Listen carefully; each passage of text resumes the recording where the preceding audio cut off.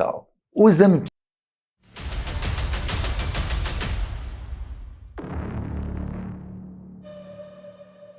Olá! Nesta aula veremos a semiologia psicopatológica. Em relação à semiologia psicopatológica, vamos ver especificamente um resumo do exame psíquico, também chamado exame do estado mental. O exame psíquico ele está incluído na avaliação global do paciente, né? Essa avaliação global sempre se inicia de uma maneira regular, né? Desde aquela conhecida coleta dos dados sociodemográficos, a anamnese e a história clínica, né? O exame psíquico, ele, embora comece no início da avaliação, ele vai ser sempre redigido após a anamnese, após o exame físico, né? E ele vai se articular com a avaliação total, com exames complementares, psicológicos, testes psicológicos, a propedêutica armada, né? E todo esse processo vai permitir a formulação de uma hipótese diagnóstica sindrômica e uma hipótese diagnóstica do transtorno mental específico, do diagnóstico nosológico. Além disso, eu insisto, nós sempre articulamos o diagnóstico do transtorno com o diagnóstico da pessoa, tá? O que nós devemos avaliar no exame psíquico, quando nós fazemos o exame psíquico do paciente, né? O exame psíquico visa detectar as dificuldades do paciente na sua dimensão da psicopatologia, identificando o melhor possível os sintomas psicopatológicos para chegarmos à elaboração de hipóteses de síndromes e transtornos mentais, né? O exame do estado mental do paciente é o seu exame psíquico naquele momento que nós avaliamos o paciente. Às vezes, puxa um pouquinho para trás, um dia anterior, uma semana anterior, mas é no momento atual do que está acontecendo, é uma fotografia do paciente, do ponto de vista do estado mental, né? Nós visamos aí captar os sinais e sintomas mentais e comportamentais indicativos de transtornos mentais.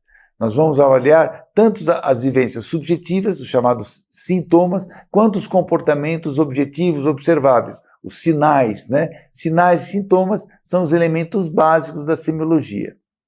A fonte dos dados para esse exame do estado mental é principalmente o paciente. Em primeiro lugar do paciente, é a observação do paciente, o seu relato, a sua aparência, a expressão, né? Tanto a expressão verbal quanto a expressão não verbal, a comunicação não verbal, né? O seu comportamento geral na entrevista. Obviamente, algumas informações dos acompanhantes também são importantes, mas o centro é a observação do paciente, né? Os acompanhantes podem ser pais, cônjuges, amigos, filhos, né? Todas as pessoas, né? É importante, esses acompanhantes vão nos ajudar quando o paciente tiver dificuldade em se comunicar conosco, em ter uma comunicação mais fluida e mais confiável. Insisto na advertência que não existem funções psíquicas isoladas. Estudamos sintomas isolados, como um delírio, uma alucinação, né? Uma ideia obsessiva. Entretanto, nada disso existe realmente isoladamente. Existe sempre articulado num todo de alterações das funções mentais, de alterações do estado mental, tá? É sempre a pessoa na sua totalidade que adoece, né? E sempre precisamos uma referência contínua a esses quadros sindrômicos ou nosológicos que estão por trás desse ou daquele sintoma isolado. Em relação às funções psíquicas, essas são as funções psíquicas básicas que nós avaliamos no exame do estado mental. Nós avaliamos a consciência, né? A consciência é avaliada principalmente através do nível de consciência, sobretudo do rebaixamento do nível de consciência, né? Nós avaliamos os vários graus de rebaixamento do nível de consciência. Então, o indivíduo pode estar levemente rebaixado, né? Então, nós dizemos que ele tem uma obnubilação da consciência ou um rebaixamento maior. Ele pode ter um torpor até o nível de coma, em que ele perde toda a consciência.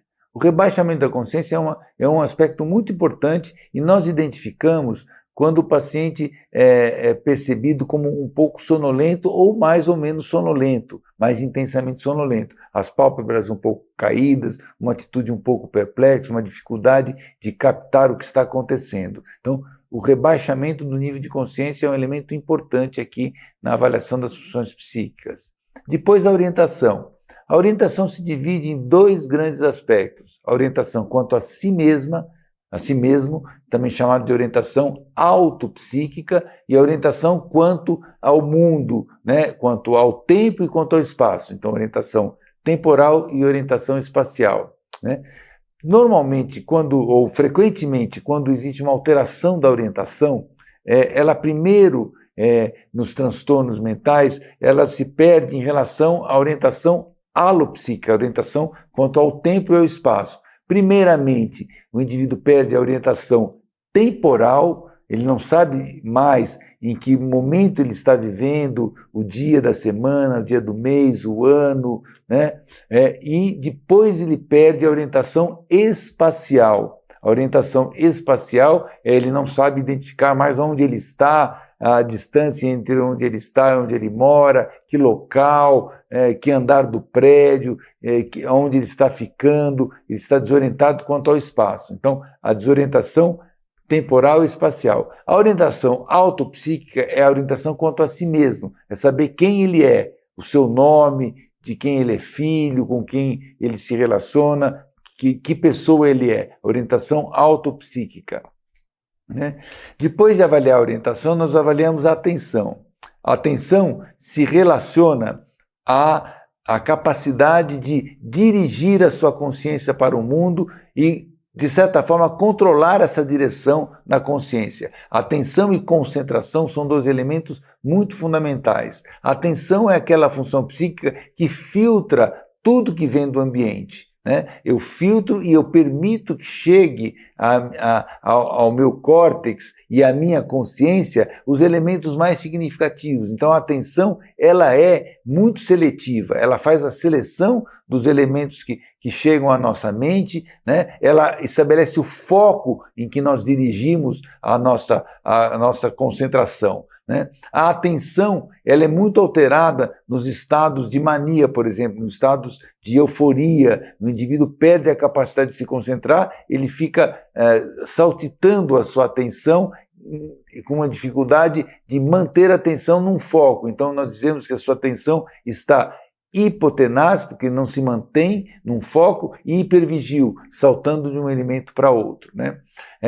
Depois de avaliar a consciência, a orientação, a atenção, avaliamos a memória. A memória diz respeito à capacidade de registrar e guardar todos os eventos, os acontecimentos que nos ocorrem. Existem vários tipos de memória. Os tipos mais importantes são, em primeiro lugar, a memória autobiográfica, a memória de eventos autobiográficos, também chamada de memória episódica. Né? Essa é a memória que mais facilmente se perde nas demências. Né? O indivíduo não consegue lembrar de fatos recentes autobiográficos, com quem esteve no dia anterior ou na semana anterior, né? O que comeu hoje na hora do almoço ou no café da manhã. Né? Os eventos autobiográficos não são registrados. Essa é a memória episódica. Depois nós temos a memória para fatos gerais, também chamada de memória semântica, saber qual é a cor de um leão, né? Saber como é uma laranja, quais são as qualidades principais de uma bola de futebol, né? Saber o que é o Brasil, saber o que é a França, o que é um caderno, o que é um lápis, ou seja, memória semântica, né? Uma memória mais geral. E a memória de procedimentos é a memória, a capacidade de lembrar como andar de bicicleta, como nadar, como fazer bordado, fazer tricô, ou como conjugar verbos na sua língua ou numa outra língua. Né? Essa é a chamada memória de procedimentos. Também é uma memória bem diferente da memória episódica, da memória semântica, é a memória de procedimentos. Existe uma memória também mais relacionada com a atenção, mais próxima da atenção, que é chamada memória de trabalho, working memory. Né? Memória também bastante importante, é a memória que gerencia todos os funcionamentos da memória, uma memória operacional. Depois nós temos o pensamento como função psíquica. O pensamento, como nós estruturamos as nossas ideias, né, os nossos conceitos básicos, os nossos raciocínios mais importantes, né, como nós organizamos o curso, a forma e o conteúdo do nosso pensamento. Depois nós temos a linguagem, outra função psíquica, que na espécie humana, no Homo sapiens, é principalmente a linguagem verbal, né, essa função tão importante que nos permite representar o mundo, que nos permite nos comunicar entre nós, estabelecer narrativas, né, estabelecer até a nossa própria subjetividade, né? A linguagem ela pode ser alterada tanto por fatores psicológicos, né? Então fatores da psicopatologia, da doença mental, por exemplo, o mutismo que ocorre em algumas formas de psicose, né? A linguagem mais acelerada nos estados maníacos, mais lentificada nos estados depressivos, como pode estar alterada por lesões orgânicas do cérebro, como as afasias, as perdas de linguagem por lesões da circuitária de linguagem do nosso hemisfério esquerdo, né? Também existem outras alterações orgânicas da linguagem, como a repetição automática do que nós ouvimos, como a ecolalia, também é uma linguagem, é uma alteração importante da linguagem, né? Nós avaliamos, além do pensamento, da linguagem, a inteligência, que é o conjunto de habilidades cognitivas, como raciocínio, capacidade de resolver problemas novos, raciocínio matemático, aritmético, capacidade de abstração, capacidade de categorização, né? Todas essas funções cognitivas em conjunto, né, formam esse construto da psicologia tradicional, que é a chamada inteligência. Outra função psíquica que nós avaliamos é a afetividade, como são os afetos, o estado de humor mais depressivo, mais ansioso, mais irritado, mais eufórico, os sentimentos predominantes da pessoa, as emoções predominantes da pessoa, tudo isso a gente avalia na vida afetiva, na afetividade, uma dimensão básica das funções psíquicas, porque a afetividade é aquilo que dá cor, que dá sabor à vida, talvez seja uma das funções mais importantes. A vontade, ou volição, é a esfera das funções psíquicas e diz respeito à minha capacidade de controlar todo o meu comportamento, né? A volição diz respeito, né, a eu poder dirigir a minha vida, os meus atos para um determinado lado, né? A volição, ela está alterada nos atos impulsivos, nos atos compulsivos, em que eu perco já o controle da minha vontade. Muito relacionada à volição é a psicomotricidade, como eu me comporto do ponto de vista motor, que geralmente é um resultado da minha volição. Eu tenho uma atitude mais acelerada, mais lentificada, muito articulada como está a minha volição. A sensopercepção diz respeito à capacidade sensorial, né, através dos vários sentidos, a visão, a audição, né, os estímulos sonoros, o tato, a gustação, né, todos o sentido de perceber o próprio corpo, a própria percepção, né, todos esses sentidos podem estar alterados nos transtornos mentais através das alucinações, das ilusões, que nós estudaremos com maior profundidade, né? O juízo de realidade, ele está articulado também ao pensamento. O juízo de realidade diz respeito a avaliar, a ajuizar os eventos, né, em relação à sua realidade, e a alteração principal do juízo de realidade são os delírios, né? Isso também deve ser estudado com maior precisão e maior profundidade. E, finalmente, nós avaliamos também a relação do indivíduo com o seu próprio self, como se organiza o self corporal, o self psicológico, o self social, né? Ele é esse conjunto da percepção de si mesmo, né? E o insight é como o indivíduo percebe o seu próprio sofrimento e percebe o seu próprio transtorno, a capacidade crítica que ele tem em relação ao seu próprio transtorno. Essas são as funções psíquicas básicas que nós vamos nos aprofundar ao longo de todo o nosso curso. Há uma maneira importante de agrupar todas essas funções psíquicas em 3 grandes domínios. Isso nos ajuda a organizar tanto a redação quanto a reflexão, o raciocínio clínico sobre o exame psíquico, né? Esses 3 domínios são os seguintes: o domínio da cognição básica, o domínio da regulação afetiva basal e o domínio da relação do indivíduo com a realidade. Esses 3 domínios se articulam entre si, mas são os 3 grandes domínios básicos das funções psíquicas do exame do estado mental. O domínio 1, o domínio da cognição básica, né, como o próprio nome diz, são elementos mais cognitivos, né, ele inclui a consciência e o nível de consciência, a orientação tanto no tempo como no espaço, como a orientação quanto a si mesmo, a atenção, a capacidade de atenção e concentração, a memória e as várias dimensões da memória, o pensamento, como o pensamento se estrutura, se articula e se desenvolve, a linguagem, que é, de certa forma, a expressão do pensamento, mas tem a sua realidade própria, a linguagem, principalmente aqui a linguagem verbal, e a inteligência. Esse é o domínio 1 da cognição básica. O domínio 2 da regulação afetiva basal inclui essas 3 dimensões, a afetividade, a vontade e a psicomotricidade. E o domínio 3 diz respeito à relação do indivíduo com a realidade. Ele inclui a senso-percepção, o juízo de realidade, o self e o insight. Muito obrigado.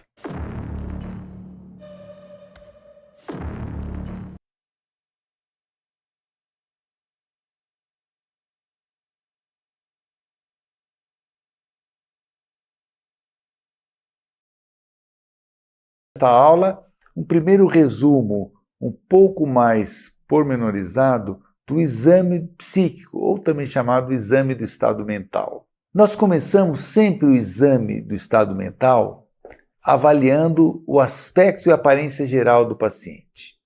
O aspecto e a aparência geral do paciente é a primeira observação que já nos dá elementos importantes, às vezes muito, muito significativos, muito relevantes para o paciente, para que nós possamos conhecer esse paciente. Então, estar muito atento a esse aspecto geral. O que nós verificamos, o que nós focamos nesse aspecto geral do paciente? Nós focamos como está o cuidado pessoal, né? Como está a higiene do paciente. O paciente está limpo, bem higienizado ou não, ele está descuidado, sujo, né? Com péssima higiene, né? Como são as roupas, estão bem cuidadas, limpas, ou muito descuidadas, muito sujas. A postura geral, a postura física, né? Curvada, mais altiva. Como está a mímica, né? Como é a mímica do paciente, a atitude global durante a entrevista, por exemplo, a atitude mais calma, paciente que se apresenta de uma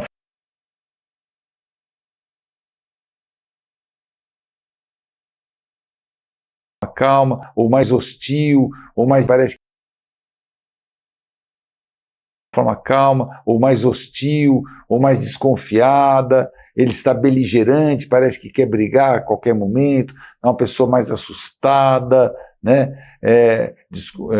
Muito assustada, desconfiada, uma pessoa mais apática, tanto faz quanto tanto fez, uma pessoa mais desinibida, mais distante, parece que não está lá, ou mais confusa também, tá certo? Essa atitude geral a gente tem que observar com cuidado e anotar, né? É um primeiro flash, mas esse flash, às vezes nos primeiros minutos do contato, mas que já fala muita coisa. E a gente vai confirmando essa impressão geral inicial do paciente, confirmando ou rejeitando ao longo da entrevista, da avaliação do paciente. Então, na avaliação do aspecto geral do paciente, nós temos esse cuidado de ter a captação desse flash inicial.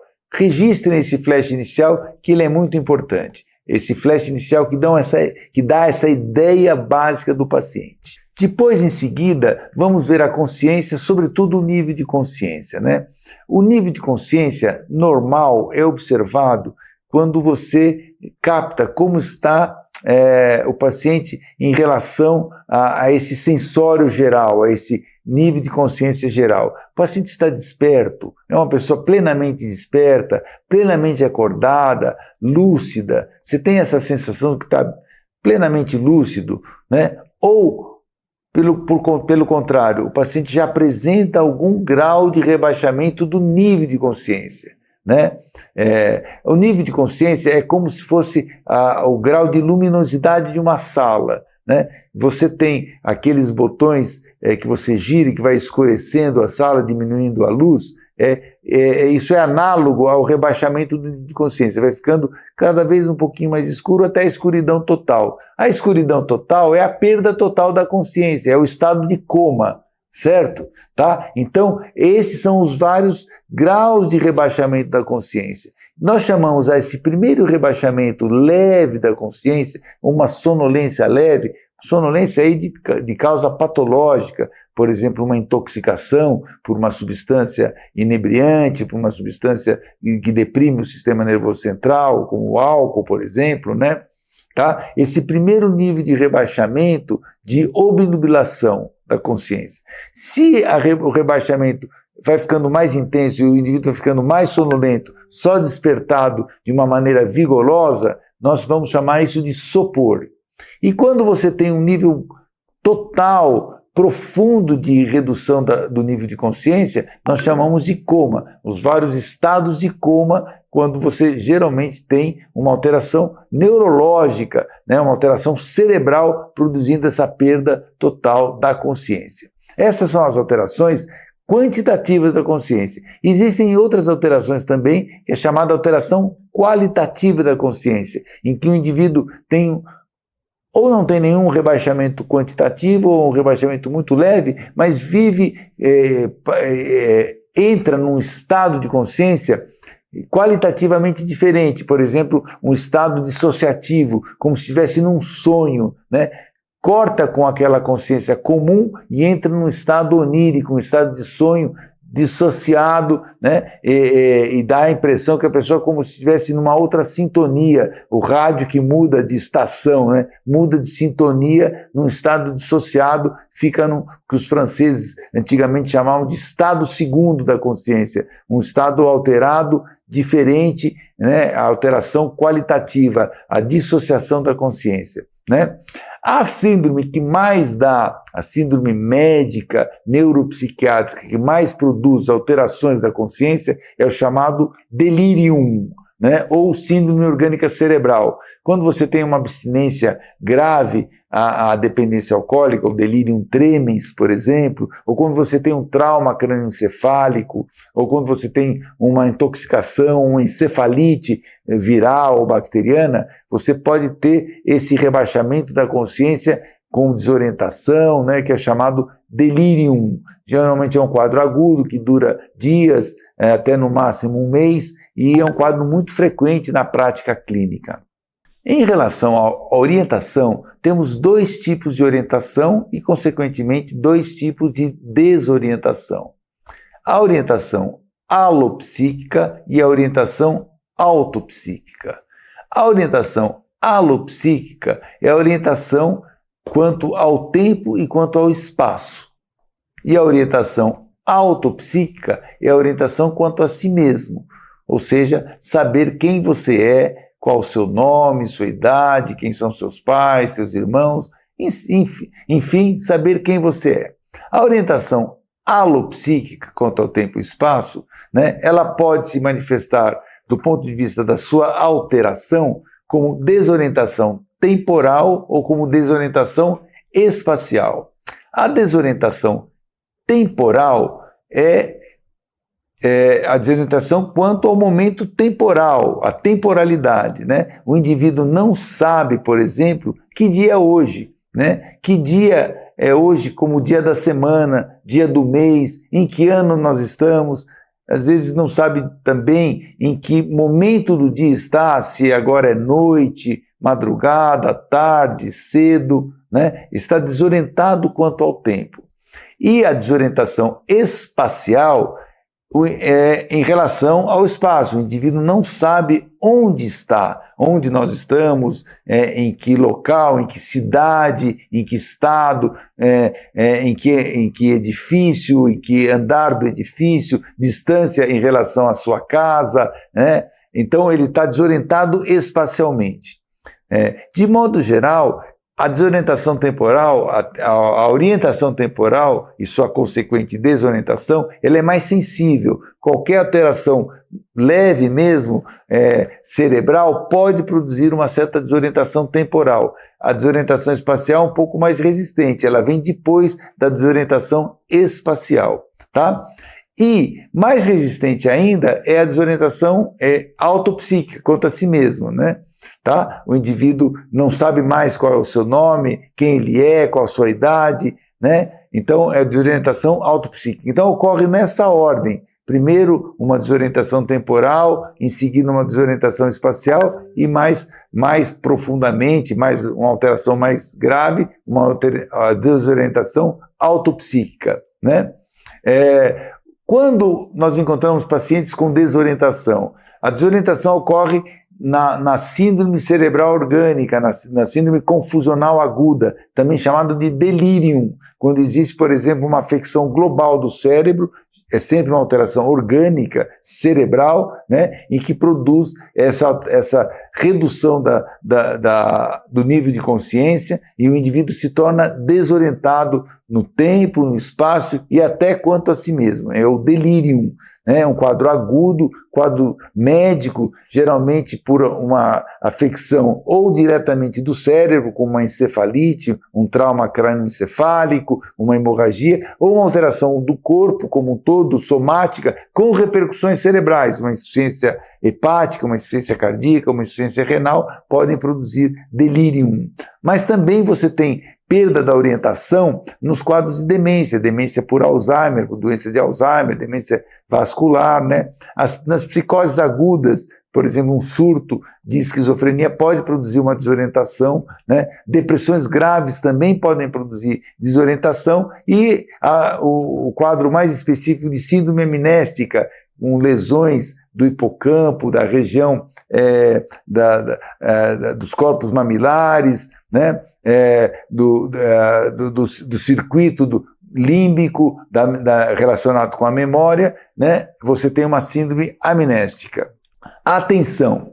A atenção ela é muito importante e ela é conceituada como o processo básico de filtragem das informações que chegam até o nosso cérebro e o processo de focalização, de escolher aquilo que é importante entre milhões de estímulos que nos afetam, né? Nós estamos constantemente sendo bombardeados por estímulos, nós estamos filtrando quais estímulos nós vamos considerar, nós vamos trabalhar com eles. Esse é o processo de atenção e concentração, né? A gente deve verificar sempre se a atenção está normal, se o indivíduo consegue concentrar-se bem, concentrar-se de maneira normal, se mantém a atenção ao longo do tempo ou se muda a atenção conforme a sua vontade, conforme as necessidades, né? A atenção ela está diminuída globalmente, né? Quando ela está diminuída globalmente, por exemplo, num quadro depressivo importante, num quadro demencial, né? Num quadro de intoxicação, né? Você nota uma dificuldade importante de concentração. O indivíduo muda de um objeto para outro com muita facilidade, ou muda de um assunto para outro, ele não consegue se fixar, ele não consegue ter foco, manter a atenção. Nas síndromes maníacas, no quadro de mania, por exemplo, do transtorno bipolar, você tem um fenômeno de atenção muito característico, a chamada distraibilidade. O paciente não fixa atenção em nada, saltando de um estímulo para outro constantemente, né? A atenção está hipotenaz, não se fixa em nada, e hipervigil, salta de um elemento para outro. E a memória? A memória é um elemento importante, uma função psíquica importante. Nós avaliamos basicamente 4 tipos de memória. A memória de trabalho, também chamada de working memory no inglês, né? É a memória que gerencia as informações iniciais. Ela é muito vinculada à atenção, à memória de trabalho, né? E por exemplo, ela se exemplifica pela capacidade de guardar na mente online, é uma memória online, guardar na mente um número telefônico, quando alguém lhe fala para você logo ligar no seu aparelho celular, né? Você mantém ele online, esse elemento. Ou mantém online quando alguém te explica, você está dirigindo numa cidade, você para num posto de gasolina e pede para saber onde é que o correio dessa cidade ou a prefeitura dessa cidade. A pessoa fala, te dá uma explicação, segue 2 quadras para frente, vira à direita, depois mais 3 quadras, vira à esquerda, encontra o semáforo, vira outra vez à esquerda, vai encontrar a prefeitura. Para guardar isso online, manter isso, é a memória de trabalho que faz isso, é uma memória que depende dos lobos frontais estarem íntegros, né? Então você guarda uma rota de cabeça. Essa memória dura segundos a poucos minutos e é uma memória explícita, você consegue ter consciência dela, é declarativa, consegue falar sobre ela e ela é muito sensível a lesões no córtex frontal, sobretudo pré-frontal. Ela está alterada nas demências e nas síndromes frontais. Essa é a memória de trabalho. A memória episódica talvez seja o tipo de memória mais importante aqui para nós na psicopatologia, ou das mais importantes, né, porque ela é bem alterada em várias alterações, em várias doenças neuropsiquiátricas, né. Ela se verifica, a memória episódica, se o indivíduo consegue se lembrar de fatos recentes, fatos autobiográficos, que ocorrem para a pessoa na sua vida recente. Por exemplo, se lembrar o que comeu ontem no jantar, o que fez no último aniversário, né? Ou seja, há um mês atrás, né? O que fez no último final de semana, tá certo? É uma memória explícita, consciente, declarativa, eu consigo falar sobre ela, ela dura minutos até poucos anos. Ela é muito sensível a lesões na região mesotemporal, região principalmente do hipocampo, dos dois hipocampos, direito e esquerdo. Ela está muito alterada nas demências, até na fase inicial das demências, na doença de Alzheimer, por exemplo, demência vascular, né? Uma memória muito sensível, uma memória episódica. É uma memória para episódios autobiográficos recentes. É uma memória curta, de curta duração, para fatos relativamente recentes. Eu equiparo a memória episódica àquele controle no computador, o control save, né? A memória episódica é o control save do nosso cérebro. Se ela não está funcionando, imagine o que acontece. Você desliga o computador, apaga tudo que você fez no computador. A memória episódica, tá certo? Depois a memória semântica, é a memória relacionada a saber, por exemplo, quem descobriu o Brasil, qual a cor de um papagaio, o que difere um garfo de um pente, né? É uma memória para fatos gerais muito conectados a palavras, por isso a memória semântica. É uma memória explícita, declarativa também, né? Dura minutos a anos, é uma memória bastante antiga, bastante consolidada, né? Geralmente dura anos, né? E lesões temporais, inferolaterais, prejudicam muito a memória semântica, né? Está alterada a memória semântica nas demências, principalmente na chamada demência frontotemporal, na sua variante mais temporal. E, finalmente, a memória de procedimento, que é uma memória que se relaciona a lembrar como se dirige um carro, como se dirige uma bicicleta, como conjugar verbos no passado ou fritar um ovo, né? É uma memória que dura minutos a anos, geralmente é uma memória longa, ela não declarativa, eu posso não saber falar sobre isso, mas eu sei fazer, eu sei fritar um ovo, eu não sei explicar como fritar um ovo, mas eu sei fritar um ovo, eu sei nadar, mas não sei explicar para alguém como é que se faz para nadar, né? É uma memória mais resistente às demências, né? E ocorre apenas com lesões amplas nos núcleos da base, os gânglios da base, no cerebelo e na área motora suplementar. Ela está alterada nas demências subcorticais. As alterações de memória ainda podem ser alterações qualitativas, mais psicopatológicas e menos orgânicas, né? Psicopatológicas não orgânicas, né? São os falsos reconhecimentos e os falsos desconhecimentos que ocorrem nas psicoses. O indivíduo vê o enfermeiro numa enfermaria e diz que aquele é um tio, né? É um falso reconhecimento, não é um tio, não é um irmão, é um enfermeiro, né? O falso desconhecimento, vê a esposa, vê o marido, vê um filho e diz que aquele não é o filho, não é a esposa, né? Geralmente associado à psicose, a transformações delirantes do reconhecimento. E as amnésias, as perdas de memória, elas podem ser divididas em psicogênicas, né, que tem uma base mais psicológica após traumas emocionais, ela é mais seletiva quanto à qualidade dessa perda de memória, quanto às as amnésias orgânicas, mas nas demências, nas síndromes amnésicas, demência de Alzheimer, demência vascular e assim por diante, a síndrome de Wernicke-Korsakoff, tá? A sensopercepção, nós verificamos alterações da sensopercepção através de alterações que podem ser de qualquer modalidade sensorial, seja a audição, a visão, o tato, olfativa, gustativa, proprioceptiva. Então, a sensopercepção tem a ver com essa sensorialidade, com a capacidade de perceber o mundo através dos órgãos sensoriais, né?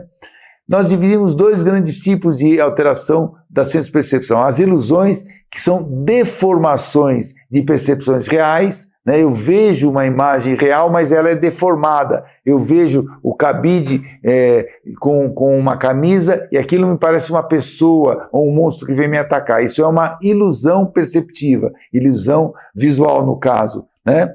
E as alucinações, né, que são a percepção de objetos que não existem. Por exemplo, eu ouço uma voz que não existe, eu estou em silêncio no meu quarto e tem uma voz aqui falando comigo, ou eu estou no meu quarto e me aparece uma imagem de um demônio ou de uma santa, né? Isso é uma alucinação visual, né? Tá certo? É importante lembrar que as alucinações auditivas são mais frequentes na esquizofrenia e as alucinações visuais nos quadros psicorgânicos. Também as alucinações táteis, gustativas, em quadros psicorgânicos, tá certo? Esta foi a aula sobre funções psíquicas básicas e nós prosseguiremos isso posteriormente.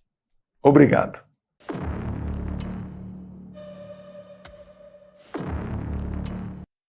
Vamos agora o resumo do exame psíquico ou exame do estado mental. Estamos vendo o pensamento. Ao analisar o pensamento de um paciente, nós precisamos observar três aspectos: o curso, a forma e o conteúdo do pensamento.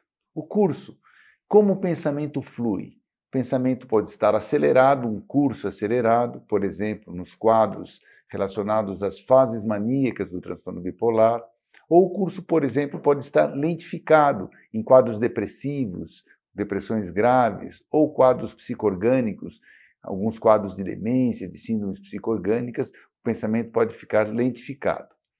Após observarmos o curso, observamos também a forma do pensamento, ou seja, como o pensamento de nosso paciente é estruturado.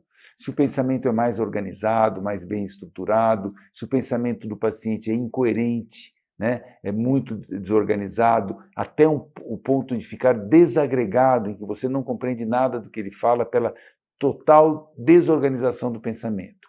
E, finalmente, observamos também o conteúdo do pensamento, ou seja, aqueles temas que preenchem a estrutura do pensamento, né? Os temas que predominam no pensamento do paciente. Por exemplo, o conteúdo de nossos pacientes pode ser predominantemente de perseguição, de fala que estão querendo me matar, estão querendo me envenenar, estão fazendo complô contra mim, ou o conteúdo pode ser mais religioso, né? Espiritualista, místico, religioso, fala muito de Deus, fala muito do demônio, fala muito de Jesus ou de outros personagens importantes na religiosidade, né? O conteúdo pode ser erótico, sexual, pode ser de grandeza, o indivíduo fala de todas as posses que tem, de todo o poder que tem, pode ser de doença, pode ser de ruína, né, de aspectos negativos. Ou seja, o conteúdo é aquilo que preenche o pensamento e diz respeito muito àquelas temáticas que preocupam, que ocupam a vida e a mente do paciente. Pensamento, é importante que nós possamos descrever o pensamento na sua organização. Esse é um aspecto muito importante na semiologia psicopatológica, né? Basicamente, nós observamos se o pensamento de nosso paciente é um pensamento organizado, né? Tem uma ordem, tem uma lógica, né? As coisas fazem sentido, ou, no outro extremo, se o pensamento é desorganizado.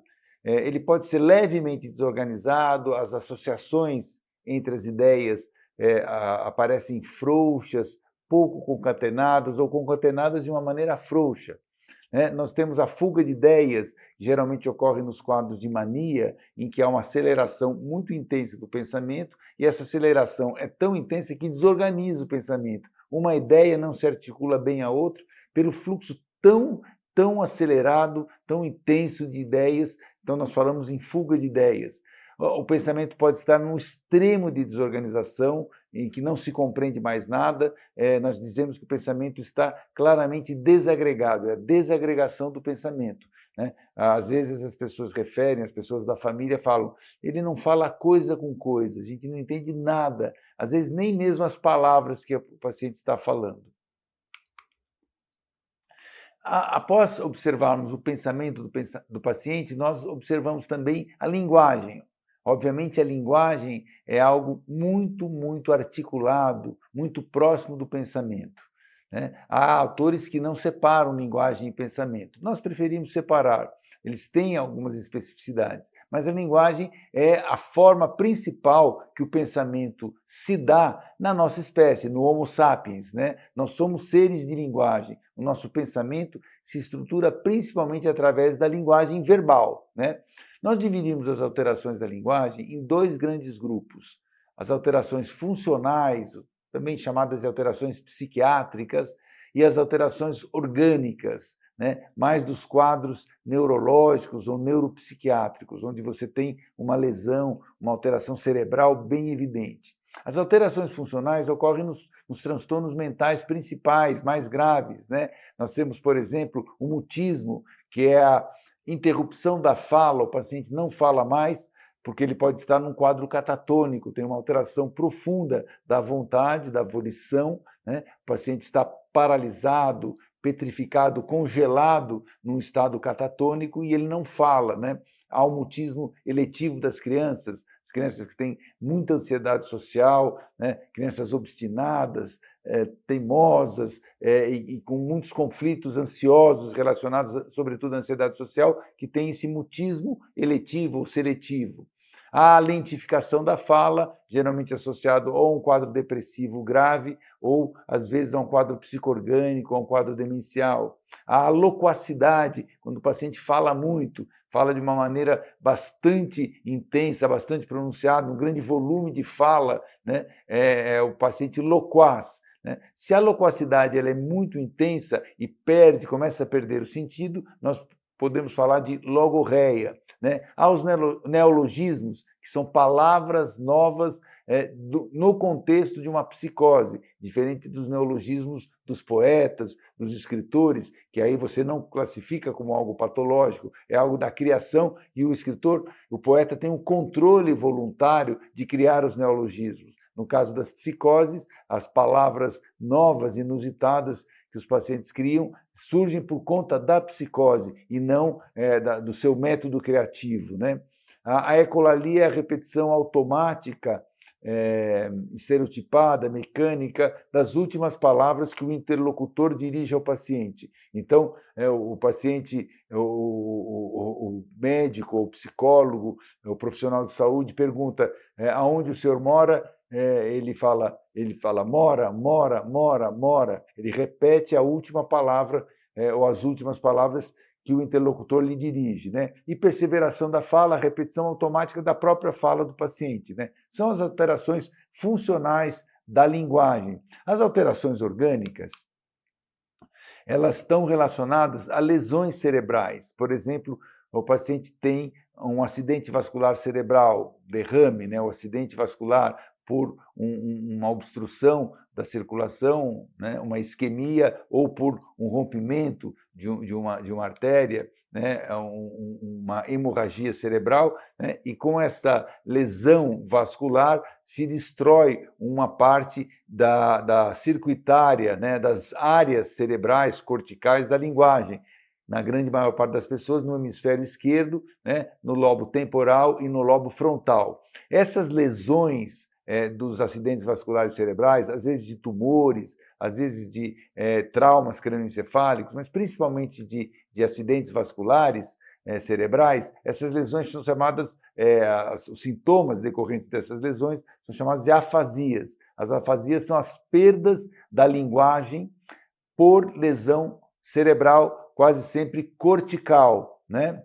Então, do córtex cerebral. Então, as afasias são a perda da fala por essas lesões. As afasias se dividem grosseiramente em afasias de expressão, principalmente quando a lesão é mais para o polo do lobo frontal, né, na região de Broca, né, o paciente perde a capacidade de falar de forma fluente, então começa a falar de maneira muito truncada, perde a fluência da fala, fala com erros gramaticais, né, um agramatismo na fala, né, a fala é bastante perturbada, bastante defeituosa, né, mas a compreensão é preservada, a compreensão é normal nas afasias de expressão.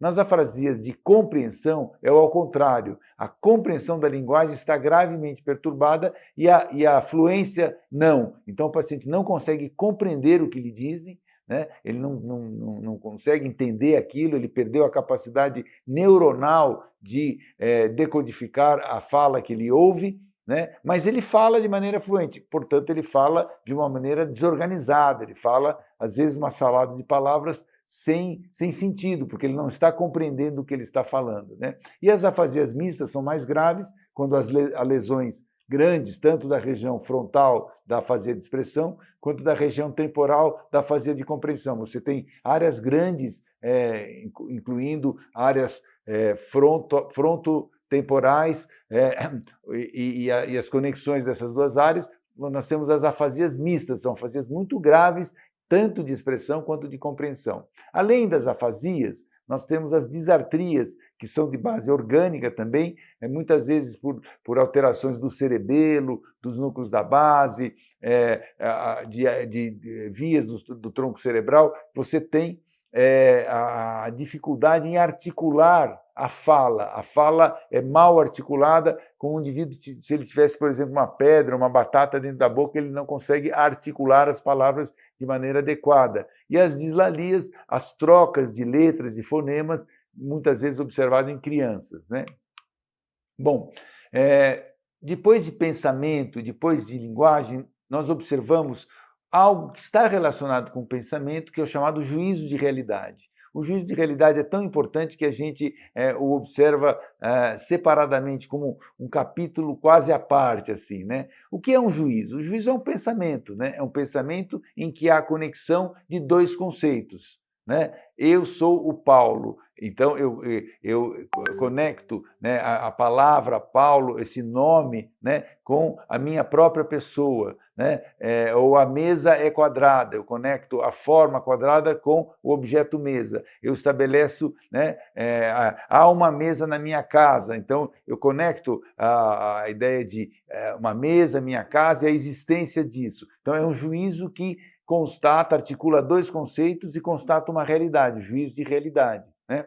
Essa é a noção de juízo. O delírio é uma alteração do juízo, geralmente um juízo de realidade que é falso, né? Além do juízo de realidade, nós temos outros juízos estéticos, né? Este quadro é bonito, esta praia é bonita, essa música é feia, né? Essa comida é ruim, tem um gosto ruim, são valores estéticos, né? Juízos valorativos, o que é melhor, o que é pior, né? E os juízos de realidade, que são os que mais nos interessam na psicopatologia. Esses juízos podem ser falsos, os juízos de realidade. Por exemplo, eu afirmo algo que não existe, algo que é falso, né? E essa falsidade pode ser por um erro simples, né? Por uma ignorância, eu não conheço aquele fenômeno e eu faço uma atribuição falsa, né? Por desconhecer, por não ter elementos factuais sobre aquilo, ou por preconceitos. Muitos juízos falsos são decorrentes de preconceitos sociais, culturais, políticos, né? Não se afirma a superioridade de um grupo humano sobre outro grupo humano, são preconceitos, são juízos falsos, mas não são delírio, não são fenômenos psicopatológicos, são fenômenos sociais, culturais, políticos, né? Há crenças culturais, superstições, né? Mas o juízo pode ser falso por transtorno mental grave, por doença mental grave. Aí, quando nós temos um juízo de realidade falso, causado por uma doença mental, por um transtorno mental, muitas vezes nós vamos identificar o delírio, chamado delírio. Então, o delírio é um juízo falso de realidade produzido por um transtorno mental. Por exemplo, eu afirmo que os meus pais querem me envenenar, colocam veneno na minha comida, né? É um juízo de realidade falso. Vamos dizer que meus pais não querem fazer isso, eles querem o meu bem, querem me proteger, mas eu tenho esse juízo falso por conta de uma psicose, de um transtorno mental grave, que eu afirmo isso, eu acredito nisso, né? Então eu crio involuntariamente, eu crio por causa da minha psicose, esse delírio, um juízo falso por conta da doença mental. Tá? Outro tipo de juízo, que muitas vezes é falso, mas que geralmente o paciente tem crítica, são os pensamentos obsessivos. Eu tenho uma ideia recorrente que invade a minha consciência, um pensamento obsessivo. Por exemplo, eu sou muito católico e eu fico pensando assim: a Virgem Maria é prostituta, a Virgem Maria é prostituta. Ou seja, é um juízo que até eu sinto como falso, como absurdo, mas eu não consigo deixar de ter esse pensamento. Eu fico pensando: o meu pai vai morrer, o meu pai vai morrer, o meu pai vai morrer, né?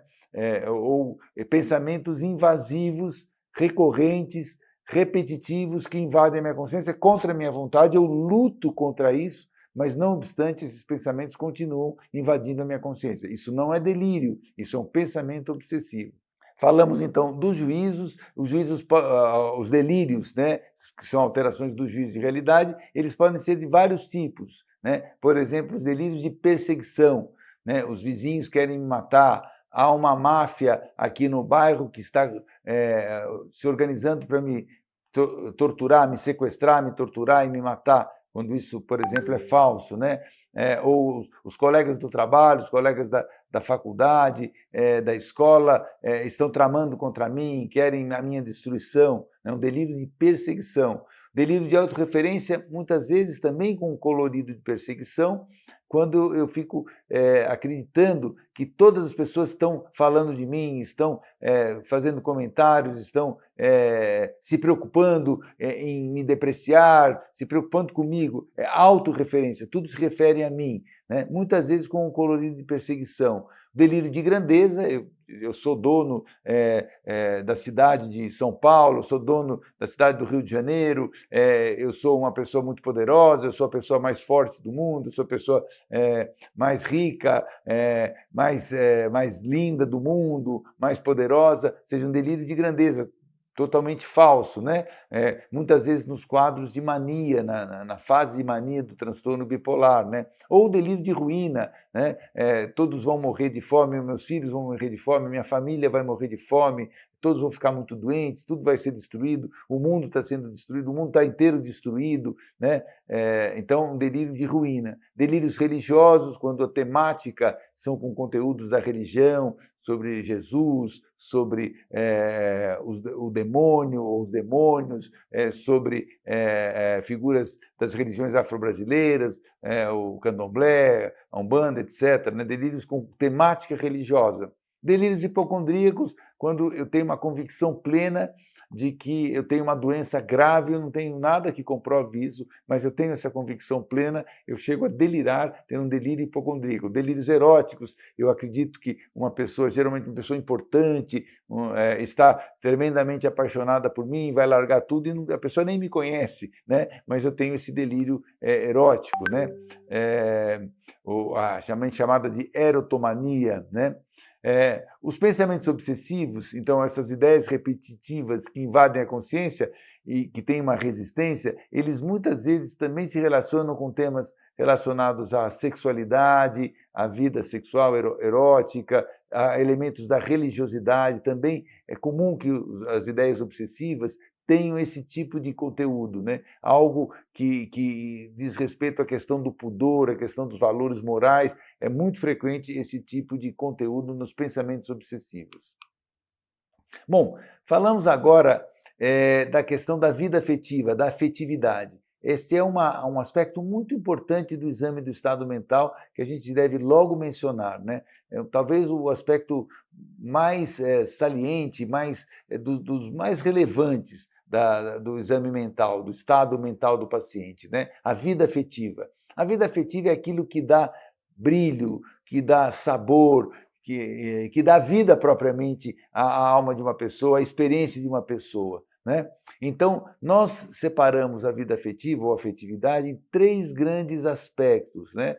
O humor, as emoções e os sentimentos, né? O humor, ele é um aspecto mais basal, né? É o tônus basal da vida afetiva, aquele fundo, aquele cenário geral em que nós estamos afetivamente, né? Esse cenário geral, esse âmbito geral, né?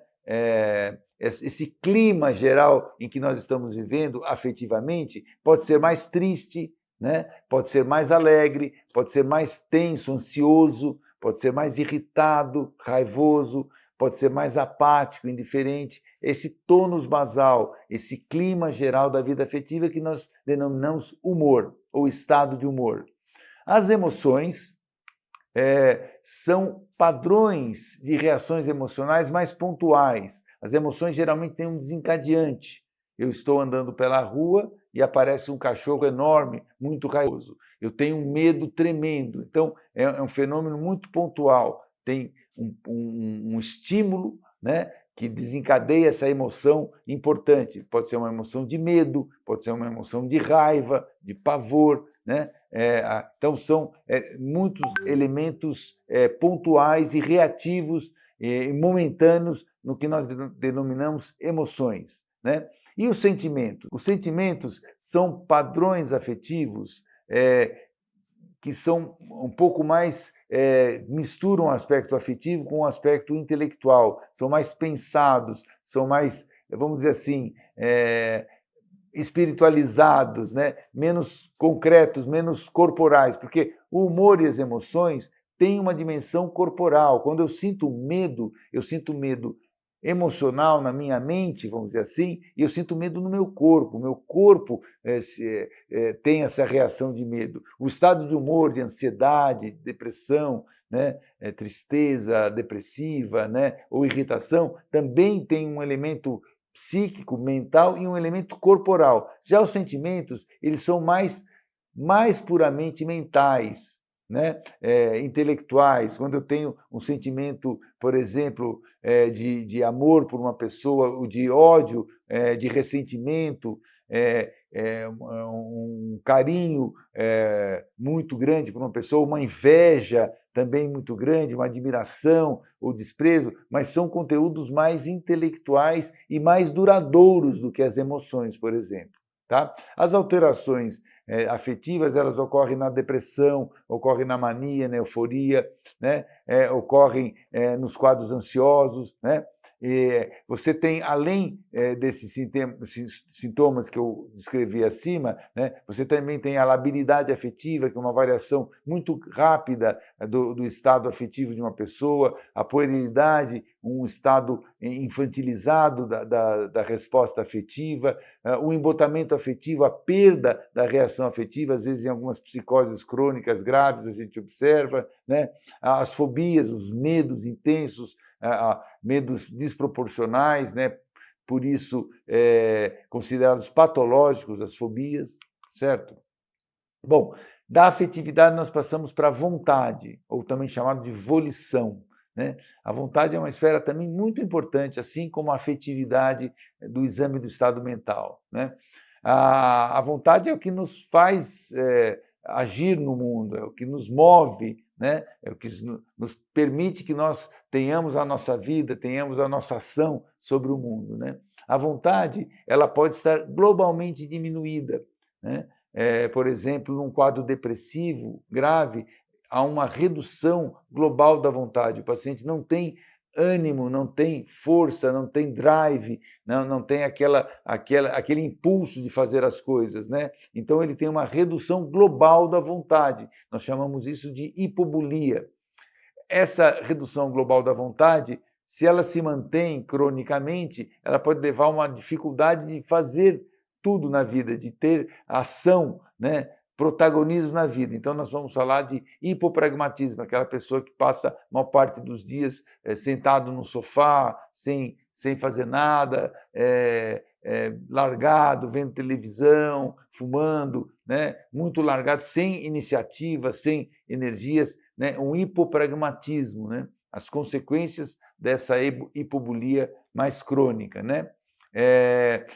Nós também falamos na esfera da vontade, da volição, em diminuição do controle voluntário, porque toda vontade também implica um certo controle sobre a ação, né? Eu tenho um certo poder, né, vamos dizer assim, de determinar para onde vai a minha ação, né? Eu estou com fome, eu estou andando na rua e passo em frente a uma padaria que tem lá um bolo muito gostoso. Eu não vou lá e ataco o bolo e pego o bolo para mim se eu não tenho o dinheiro para comprar o bolo, não tenho condições de adquirir esse bolo, né? Ou tem uma pessoa comendo um sanduíche, eu tiro o sanduíche da pessoa na rua e como. Ou seja, eu tenho controle. Apesar desse impulso, vamos dizer que é um impulso natural, né?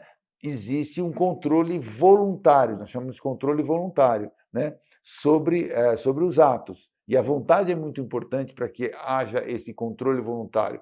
Todas as ações na vida, toda a nossa vida social passa por esse controle, né? Por uma certa monitoração, um certo controle de tudo que nós fazemos. Nós optamos, né, em agir de uma forma A, B ou C, né, de acordo com os nossos valores, com os nossos pensamentos, com os nossos sonhos, com os nossos temores, nós nos comportamos de acordo com a nossa vontade, né? Há um grande debate entre a vontade livre, o livre-arbítrio ou o determinismo. O quanto das nossas ações são decorrentes de um livre-arbítrio, né, do nosso controle voluntário, decidido, opcional por tudo que nós fazemos, ou de algo que nos determina, que nós não temos o menor controle, que seria um determinismo, que pode ser o determinismo psicológico, social, biológico, algo que vem de fora e que nos determina. Esse é um debate mais filosófico, relacionado também à psicopatologia, né? Bom, a diminuição do controle voluntário, ela ocorre em dois tipos principais. Os atos impulsivos e os atos compulsivos. Os atos impulsivos são atos em que há perda do controle voluntário, né? A impulsividade ou o ato impulsivo, né? Eu estou andando na rua com um carro, dirigindo um carro, e alguém me fecha no trânsito de maneira brusca, né? Eu levanto, saio do carro, pego um pedaço de pau, um pedaço de ferro e saio atacando o outro motorista, quebro o carro dele, sem pensar no que eu estou fazendo. É um ato impulsivo, é um curto-circuito da vontade, né? O ato impulsivo é um curto-circuito da vontade, é um ato explosivo, tem uma explosão, né? Ou alguém me fala uma coisa que me desagrada, né, ou me frustra de alguma forma, né, eu pulo no pescoço da pessoa e ataco a pessoa. É um ato impulsivo. Né? Ou eu tenho uma atração sexual por uma pessoa, eu vou e pulo em cima da pessoa e toco na pessoa, né? Ou seja, é um ato impulsivo. Eu não sei se a pessoa deseja, não deseja, se é o momento adequado, se é o contexto adequado. Eu não tenho controle sobre esse impulso quase que instintivo que surge, né? Então, é um ato impulsivo, um curto-circuito da vontade. Existe também uma alteração que é chamado ato compulsivo, é um pouco diferente do ato impulsivo. O ato compulsivo ou compulsão é quando me vem um desejo intenso de fazer algo, mas que eu sinto como uma obrigação, e geralmente aquilo vem para neutralizar alguma coisa, né? Então, eu tenho um pensamento obsessivo, geralmente é um pensamento obsessivo, o meu pai vai morrer, o meu pai vai morrer, o meu pai vai morrer, então eu tenho que, antes de entrar na minha casa, eu tenho que dar 7, 8 voltas no quarteirão antes de entrar na minha casa. Eu tenho uma compulsão a fazer isso, como que para neutralizar esse pensamento obsessivo, essa ideia obsessiva, mágica, de que meu pai vai morrer, meu pai vai morrer. Então, para compensar, eu fazer isso. Ou eu tenho que lavar a mão 30 vezes, porque eu acho que fico pensando, eu andei de ônibus e toquei num banco e deve ter bactérias muito graves lá, muito perigosas, eu tenho que lavar a mão muitas vezes. Eu repito esse ato de lavar a mão 30 vezes, como uma obrigação para me tranquilizar dessa ideia de que eu estou contaminado, por exemplo, com essa bactéria. É um ato compulsivo, tá? Existem também, como alterações da vontade, a autoagressividade e a heteroagressividade. A autoagressividade, os comportamentos autodestrutivos até o suicídio, e a heteroagressividade, os comportamentos agressivos em relação aos outros, a perda do controle também agredindo as outras pessoas. A motricidade é uma continuidade da vontade, da volição. É a expressão motora, né, em atos da vontade, né? A motricidade, o ato motor, né?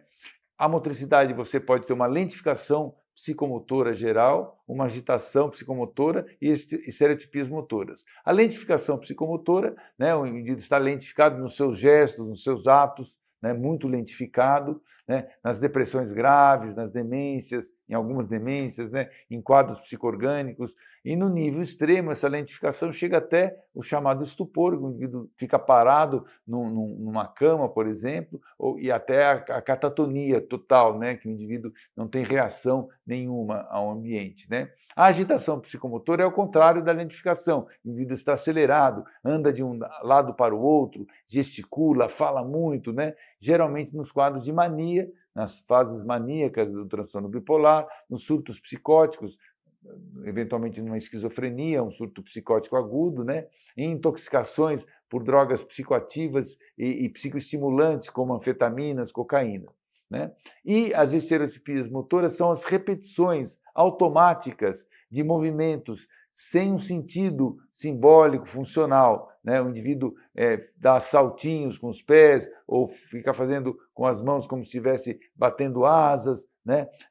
Ou movimentos de balanceio do pescoço, do tronco. Né? Em quadros no TEA, no autismo, na esquizofrenia, você pode ter estereotipias motoras, repetições motoras automáticas, mecânicas. Obrigado.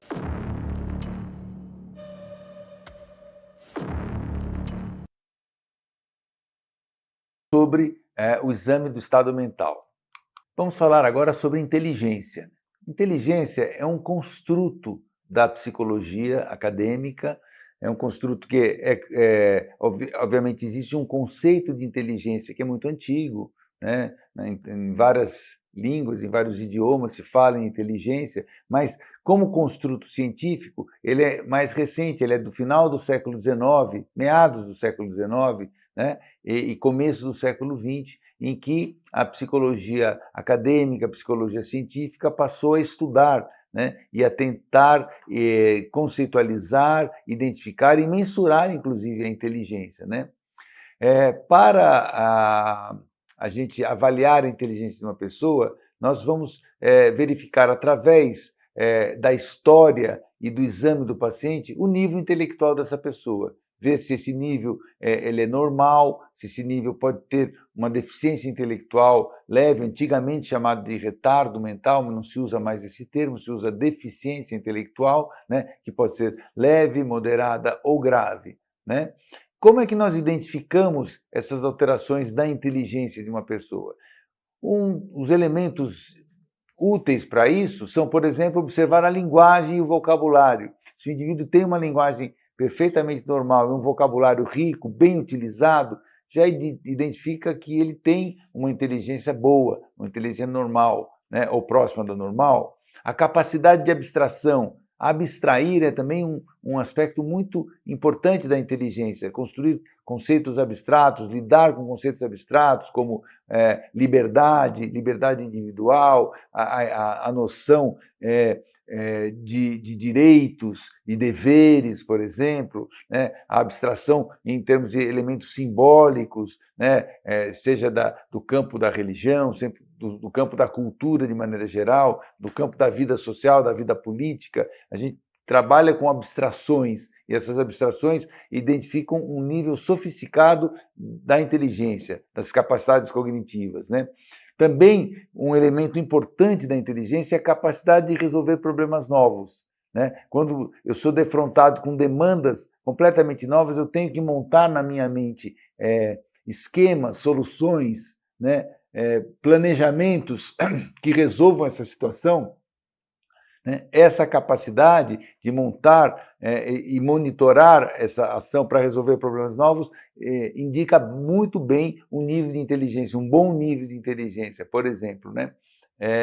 Também é interessante a gente, para verificar a inteligência de um paciente, verificar o nível escolar. Se o indivíduo tem um bom nível escolar, por exemplo, cursou um curso universitário, né, de uma universidade exigente, né, um curso difícil, ele cursou física numa boa universidade, né, um curso muito difícil, né, pelas matérias, né, ou fez um curso de direito, por exemplo, um curso de sociologia e conseguiu fazer bons trabalhos, ou seja, você nem suspeita que essa pessoa tem alguma dificuldade intelectual, porque ela teve uma exigência cognitiva alta e correspondeu a essa exigência. Então tem um nível, nem cabe você se perguntar se tem uma dificuldade intelectual, se tem um nível de inteligência diminuído, né?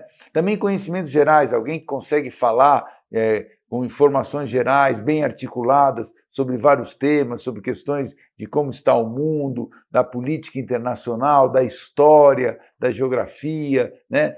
Conhece elementos, informações científicas, informações sociais importantes, culturais importantes, isso já identificam uma inteligência bastante desenvolvida, né? É muito importante sempre a gente estar atento ao nível intelectual dos nossos pacientes, porque isso vai moldar também todo o quadro do paciente, todo o exame do estado mental.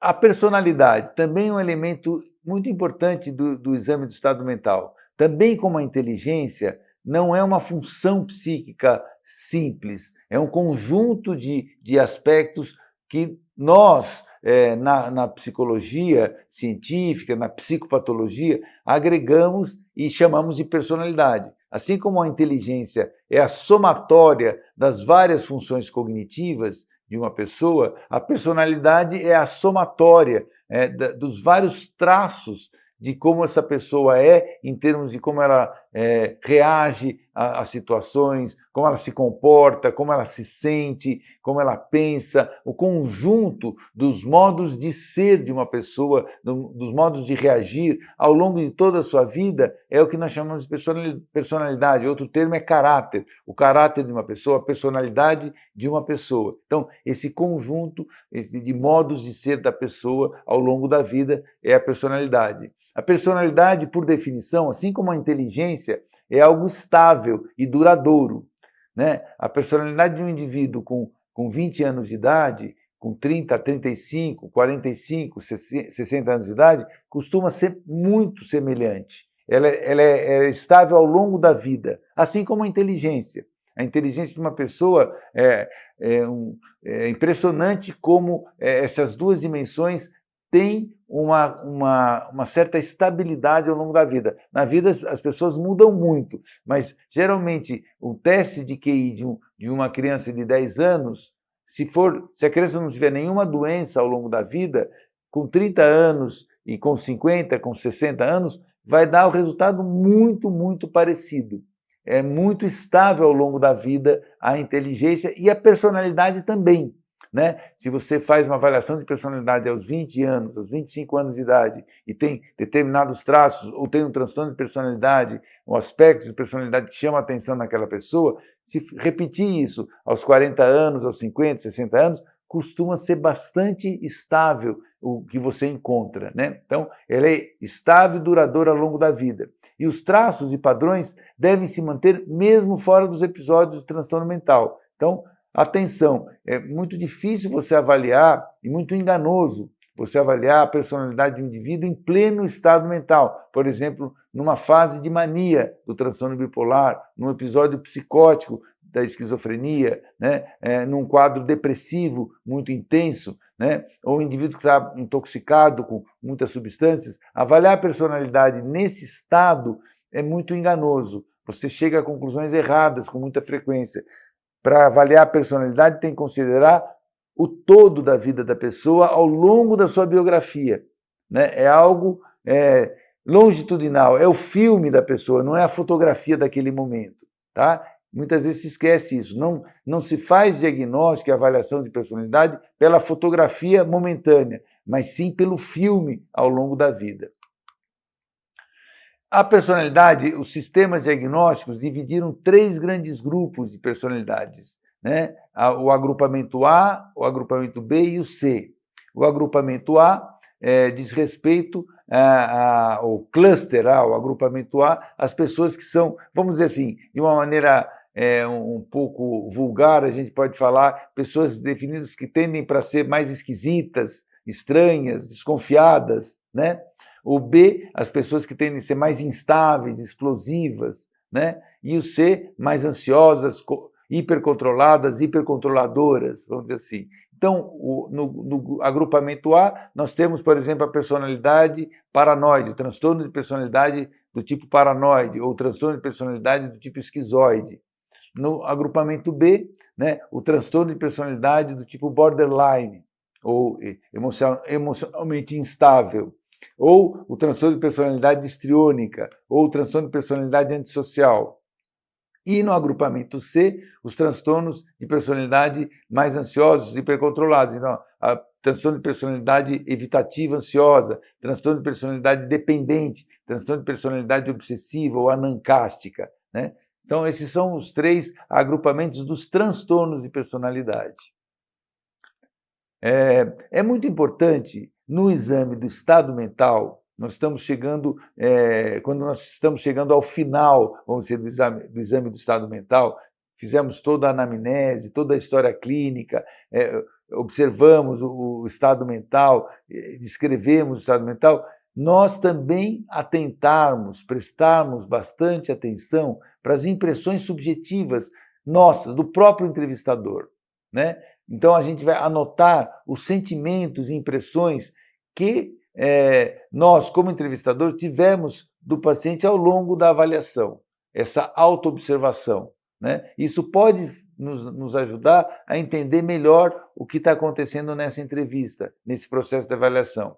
Também a gente deve observar com cuidado se o paciente, se aquele ou aquela paciente provocou, né, na gente sentimentos como pena, como compaixão, ou sentimentos como medo, ou até raiva, tédio, irritação, interesse, curiosidade, repulsa. Nós não julgamos essas coisas, nós observamos. Observamos e anotamos o que despertou na gente. É uma maneira de a gente conhecer um pouco melhor o paciente, conhecermos-nos melhor, né, o autoconhecimento, e também é uma maneira de você identificar o que aconteceu naquela entrevista.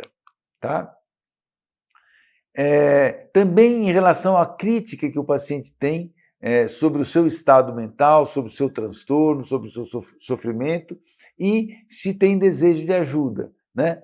A gente vai observar e anotar se o paciente tem crítica dos seus sintomas. O paciente às vezes tem um delírio, tem uma alucinação e não tem crítica de que aquilo é um fenômeno patológico. Se ele tem crítica dos seus problemas, né? Se ele reconhece que tem problemas e se os considera anormais ou doentios ou patológicos, ou é algo que é no sentido de um transtorno. Então, observar a crítica do paciente em relação aos seus sintomas e os seus transtornos, né? Observar se o paciente tem desejo de ajuda ou recusa tal ajuda, se aceita os diagnósticos médicos, psicológicos, psiquiátricos e os tratamentos propostos, medicação, psicoterapia, reabilitação psicossocial, internação, o que for. Se ele tem uma atitude de aceitação ou, às vezes, de rejeição, né, de luta contra isso. Tudo isso é muito importante observar.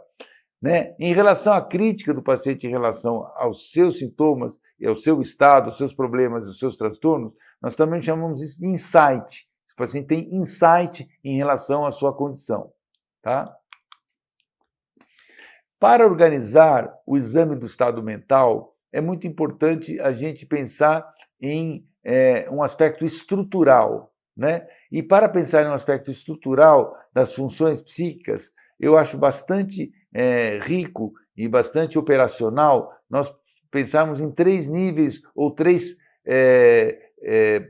transfundos, os transfundos 1, 2 e o nível 3, que seria o nível emergente, né? O nível 1, o transfundo 1, são aquelas condições, estados mais basais, mais permanentes que o indivíduo tem, né? Por exemplo, quem é essa pessoa, como ser humano, como pessoa, como modo de ser no mundo, modo de se relacionar, relações, sonhos, fantasias, medos, né? Quem é essa pessoa?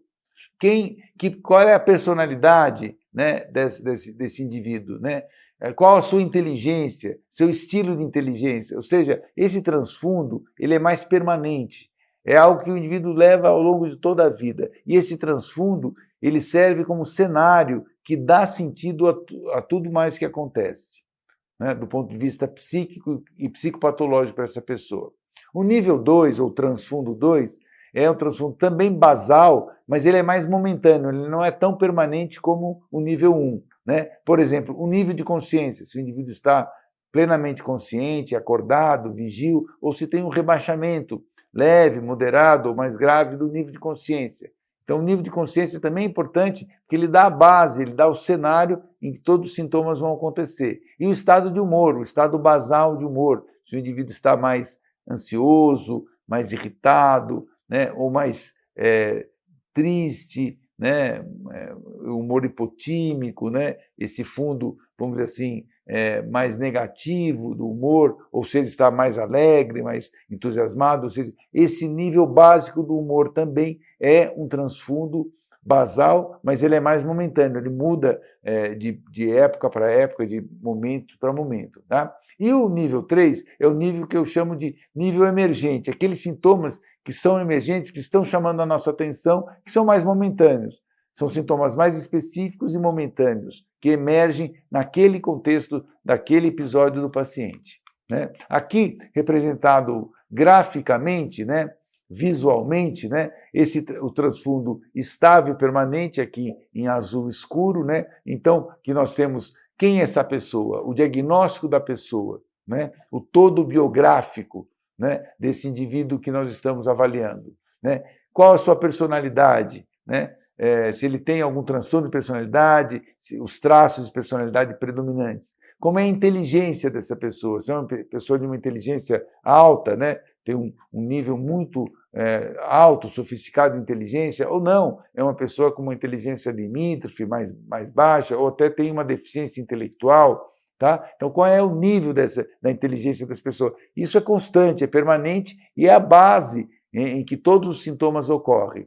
Esses são os transfundos estáveis e permanentes, em azul. Em verde, aqui, os transfundos momentâneos e mutáveis, como eu falei para vocês, o nível de consciência, se está acordado, desperto ou rebaixado. E o estado de humor, mais ansioso, mais deprimido, mais eufórico, né, esse estado de humor básico. Veja, sob esses dois transfundos, tudo o que vai acontecer vai ganhar um sentido diferente. Né? Então, sintomas emergentes, aqueles sintomas que aparecem que nós estamos observando naquele episódio do paciente.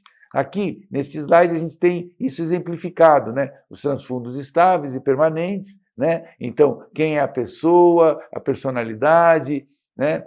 Qual é a inteligência, o nível de inteligência, os traços de personalidade. Os transfundos mutáveis e momentâneos. Então, a consciência, se tem uma consciência rebaixada, obnubilado, sonolento, né? O humor, se ele está eufórico, irritado, ansioso, né? E os sintomas emergentes. Então, por exemplo, um delírio ou uma alucinação, o indivíduo está tendo uma alucinação auditiva ou visual, vai depender do transfundo estável e permanente, o nível intelectual, a personalidade, quem é essa pessoa, o sentido que essa alucinação tem, como ela é vivenciada, né? Quais são os aspectos mais importantes dessa alucinação, o sentido que ela tem nesse momento, né, vai depender desse transfundo estável. Também do transfundo mutável e momentâneo vai ser importante, né, se existe um rebaixamento do nível de consciência, se existe um humor muito irritado, um humor muito ansioso, um humor muito depressivo, vai dar o sentido a esse sintoma emergente, a alucinação, essa alucinação auditiva ou visual, né? Uma ideia obsessiva, né? Uma desorganização do pensamento, um delírio, né? Ou também uma fobia, né? Uma compulsão, tá certo? Uma crise de pânico. Tudo isso vai ganhar sentido de acordo com os transfundos mutáveis e momentâneos e os transfundos estáveis e permanentes. Finalmente, após ter feito o exame psíquico com bastante cuidado, né, ao longo de toda a história clínica, da anamnese, de toda a avaliação, da entrevista do paciente, fizemos um exame do estado mental, um exame psíquico. Nós temos que redigir esse exame. É muito importante que se faça a redação adequada. A redação nos ajuda a organizar o nosso pensamento, né? A redação é um documento, fica registrado, nos ajuda com a memória, né? Nós vamos daqui um mês, daqui 6 meses, daqui 2 anos, 5 anos, rever essa avaliação. Se ela está bem redigida, isso nos ajuda em termos de memória, né? Então, deve-se redigir o exame do estado mental e redigir um resumo com os achados positivos e os dados mais relevantes do exame psíquico. É muito importante que se faça isso, né? Por exemplo, terminou o exame do estado mental, depois que você fez todo o exame do estado mental, escreveu tudo, faça um resumo, uma súmula, né? Por exemplo, um resumo aqui de um paciente hipotético, né? Paciente com boa higiene, colaborativo, orientado no tempo e no espaço, humor triste, um pouco ansioso, com ideias de culpa e de suicídio e ligeiramente lentificado, inteligência normal, sem transtorno de personalidade, crítica preservada e desejo de ser ajudado. Isso já dá uma ideia resumida, uma súmula do estado mental. Outro exemplo, né? Paciente com má higiene, desconfiado e não colaborativo. O nível de consciência é vigio, há distraibilidade, está orientado no tempo e no espaço, o humor é irritado, as ideias delirantes de perseguição, diz que os vizinhos querem matá-lo, os pais querem envenená-lo, diz ouvir vozes do demônio, alucinações auditivas e não reconhece sintomas nem deseja ser ajudado. Bom, uma súmula bem resumida, mas que dá uma ideia. Então é importante sempre fazer isso, redigir essa súmula, né, esse resumo, tá? A redação em geral do exame psíquico, ela tem algumas regras muito importantes, que eu gosto de insistir nelas, né? A gente deve escrever, tratar de escrever o exame do estado mental e toda a história clínica, né? Toda a história clínica. Nossa escrita como clínicos, como profissionais de saúde mental, deve ser de uma linguagem clara, a linguagem ser descritiva, sem julgamentos de valor, né? No nosso trabalho, né, psicopatológico, não cabe os julgamentos de valor. Nós não somos sacerdotes, padres, juízes, policiais, nós somos profissionais de saúde que têm uma tarefa, uma função, uma missão de ajudar os pacientes, não de julgá-los se eles são moralmente, eticamente, politicamente, religiosamente corretos ou não. Isso não é o nosso papel, né? Nosso papel é descrever para conhecer e procurar ajudar, né, os pacientes no nosso trabalho, né? Então, escrever com essa linguagem clara, descritiva, né? Preferir sempre descrever o que viu e ouviu, né? Não, a gente guarda, pelo menos de início, as nossas inferências teóricas para nós. A gente descreve o que vimos na entrevista e o que ouvimos do paciente.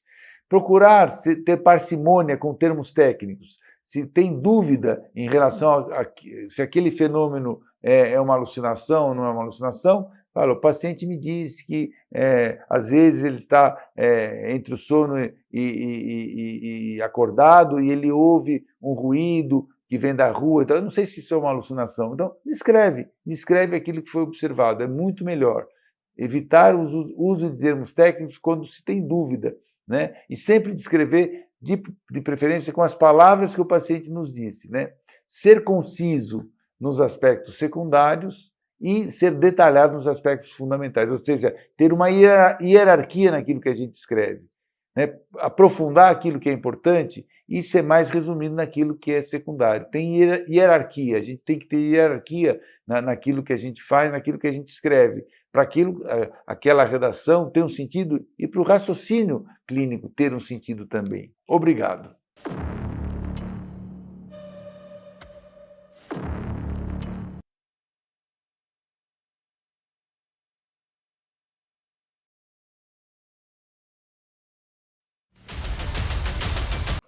Vamos falar agora sobre comunicação não verbal e a sua importância para a psicopatologia.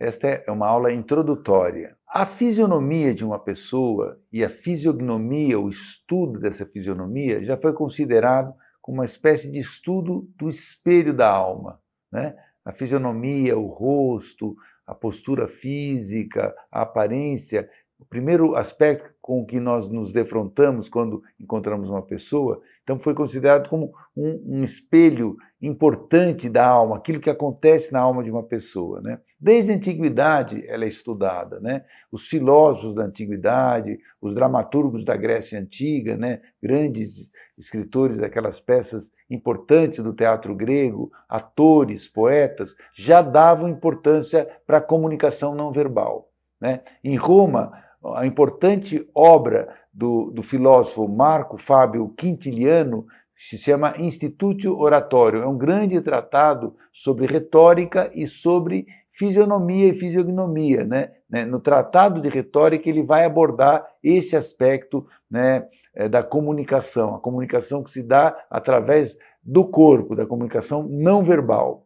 Desde o século XVI, já da nossa era, né, os estudos de fisiognomia e de expressão facial ganharam grande importância, né? No século XIX, um autor chamado François Delsatre, né, que era cantor e filósofo ao mesmo tempo, né, ele escreveu e pesquisou muito sobre a importância da comunicação não verbal, a importância da fisionomia, da fisiognomia, né? Ele escreveu uma importante obra sobre as possibilidades da expressividade através dos gestos e através da comunicação vocal, do canto, da fala, da entonação, né? Então, ele estava preocupado em como você pode melhorar a comunicação, né, através desses aspectos não verbais. No século XIX, também, um dos primeiros trabalhos, um trabalho fantástico, foi feito por Charles Darwin, um importante biólogo inglês que desenvolveu a teoria da seleção natural, a teoria da evolução, que é o que norteia a biologia até os dias de hoje, né? Ele escreveu sobre a evolução das espécies, né? E em 1872, ele escreveu um livro precioso chamado A Expressão das Emoções nos Homens e nos Animais.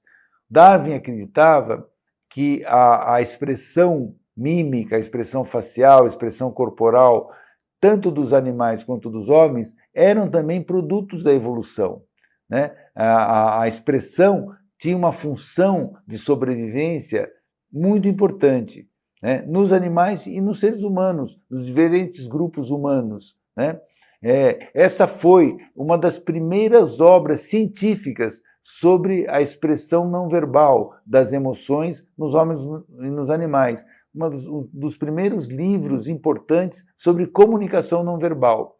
Nesse livro, Darwin faz uma descrição muito detalhada da comunicação não verbal em diferentes povos. Ele escreveu para missionários, para administradores, né, em diferentes partes do mundo, né, quase todo mundo, na África, nas Américas, na Oceania, perguntando, né, sobre o comportamento, sobre a expressão facial, a expressão corporal das pessoas que viviam lá naquelas regiões, né, e também fez estudos comparativos com animais, né, procurando demonstrar que esse rico aspecto do comportamento, né, de humanos e de animais, ele tem uma conexão com a sobrevivência, ele tem uma importância grande na vida e ele é produto da evolução natural das espécies. Assim como os órgãos, as partes do corpo, o coração, os músculos, o cérebro, são produtos da evolução,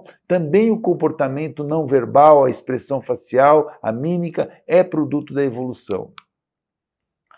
Nas fases iniciais de avaliação de um paciente, nós devemos estar atentos de cara à comunicação não verbal, observar, né, notar, descrever o aspecto global do paciente. Por exemplo, que se expressa por o corpo. Como é que é o corpo do paciente? O corpo como um todo, a sua postura corporal, né? Como é que a gente observa a postura corporal de uma pessoa, né? A sua indumentária, as suas roupas, as roupas que uma pessoa veste, os sapatos, né? Elas expressam como que essa pessoa está, né?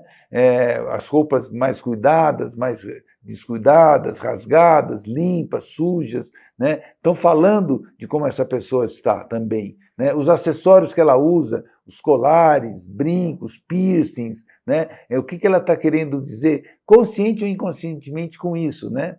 O que ela está nos comunicando. Detalhes como a maquiagem que a pessoa usa, perfumes, odores, né? Marcas corporais, as tatuagens que a pessoa tem, queimaduras, marcas de eventos que aconteceram no passado, né? Tudo isso é comunicação, tudo isso é informação muito importante, né? O porte da pessoa, as atitudes, a atitude global dela, as atitudes específicas ao longo da entrevista também são fonte preciosa de comunicação, de informação sobre quem é essa pessoa e o que ela está acontecendo com ela, qual é o seu sofrimento. Então, essa aparência do paciente, né, ela pode revelar muito, e revelar muito sobre o seu estado mental interior, né? Através da aparência, a gente começa a pensar como é que essa pessoa deve estar no seu mundo interno, como é o sofrimento dessa pessoa. Portanto, a observação da aparência do paciente é um recurso importante para o diagnóstico, para se conhecer tanto o transtorno da pessoa quanto o paciente como pessoa. A primeira impressão que nós temos de um paciente, ela tem o seu valor. A primeira impressão que o paciente produz no entrevistador, muitas vezes, né, nos dá uma informação, uma hipótese, nos faz pensar numa hipótese de quem é essa pessoa, qual é o seu problema, né? Muitas vezes a entrevista toda transcorre em uma espécie de luta para se confirmar ou se refutar a avaliação geral inicial, a impressão inicial.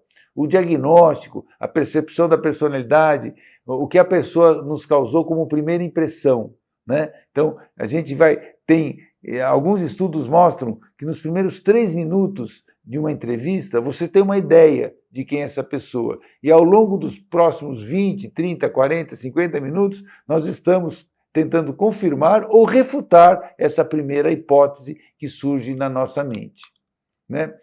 A comunicação não verbal, ela dá informações muito valiosas sobre a personalidade, sobre o estado mental de um paciente, né? O comportamento não verbal, verificado através da mímica da face, do olhar, dos movimentos da boca, a postura corporal, a postura gestual da pessoa, a qualidade e o tom de voz, o modo da pessoa andar, da pessoa se mexer e até de se vestir e utilizar adereços, informa muito sobre a personalidade e o estado mental das pessoas. Daí, nossa atitude, nossa disciplina como observadores. Nós temos que ter essa atitude de observar cuidadosamente. Logicamente, observar com discrição, né? Uma atitude de acolhimento ao paciente, de atenção, de cuidado, né? De consideração pela pessoa, mas com muita observação, observando de maneira muito cuidadosa, muito atenta, né? Eventualmente, a comunicação não verbal, ela informa de uma maneira mais verdadeira, mais sintética e expressiva do que a comunicação verbal. Isso é algo que eu gosto de repetir sobre esse tema, né? A gente fala mais a verdade com a nossa comunicação não verbal do que com a comunicação verbal. A gente mente melhor com as palavras do que com o corpo, a não ser que nós sejamos uma pessoa muito bem treinada, né? Um bom ator, ele pode comunicar qualquer coisa com o seu corpo, né? Mesma coisa que ele não pense, que ele não ache. Ele pode ser uma pessoa muito boa e fazer o papel de um tirano, né? De uma pessoa cruel. E quando é uma pessoa de coração, como pessoa. Então ele está mentindo, né? Quando ele faz um personagem cruel, né? Mas ele faz isso porque ele é um ator. Um paciente que não tem um treinamento nisso não consegue mentir tão bem, né, com a expressão não verbal, né? Então a gente é mais sincero com a expressão não verbal do que com as palavras. Por isso a expressão não verbal, a comunicação não verbal é tão importante, né? O sistema de comunicação verbal e o não verbal ocorrem frequentemente de forma conjugada, estão articulados. Aqui nós falamos com o que nós transmitimos pela comunicação não verbal. Ambos são importantes para a comunicação e para a expressão do quadro psicopatológico, né? Quais são as funções básicas, então, do comportamento não verbal, da comunicação não verbal para a interação humana, para a comunicação humana? Em primeiro lugar, a comunicação não verbal, ela expressa emoções, ela tem uma função de expressar emoções. Com a mímica, com a postura do corpo, com os gestos, nós estamos constantemente expressando emoções. Em segundo lugar, a gente apresenta a nossa própria personalidade ao outro. Quem nós somos? Nós nos apresentamos, né, ao outro. Né?